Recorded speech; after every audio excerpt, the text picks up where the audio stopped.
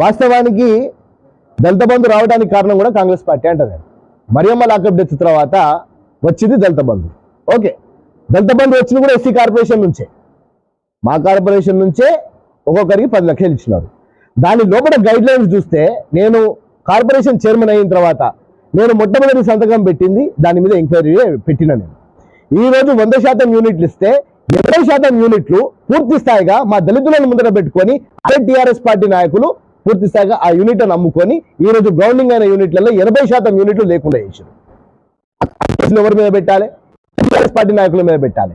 తప్పకుండా అంబేద్కర్ అభయహస్తం ద్వారా 12 లక్షల రూపాయలు మా దళితులకు ఇవ్వడానికి ఒక కుటుంబానికి మేము ఆనాడు వాగ్దానం చేసినాం.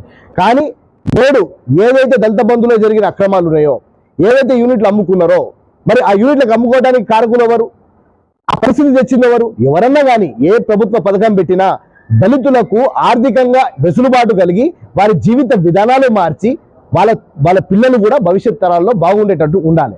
కానీ గైడ్ లైన్సే పూర్తి స్థాయిగా ఆనాడు ఎమ్మెల్యేలు సంతకం పెడితే దళిత బంధు ఇచ్చేటట్టు, మరి ఎంపీడీఓ వ్యవస్థ ఎందుకు, ఇక కలెక్టర్ వ్యవస్థ ఎందుకు, ఓ సెలక్షన్ కమిటీ ఎందుకు, డిస్ట్రిక్ట్ లెవెల్ కమిటీస్ ఎందుకు, ఇవన్నీ కాకుండా అడ్డగోలుగా చేసినారు. కాబట్టి మేము ఇచ్చే స్కీము తప్పకుండా ప్రతి ఒక్క కుటుంబానికి ఆర్థికంగా వారికి సహాయమే కాకుండా వారి భవిష్యత్తులో ఆ కుటుంబం తలరాజులు మార్చే విధంగా ఉండే విధంగా మేము గైడ్ లైన్స్ తయారు చేస్తాం.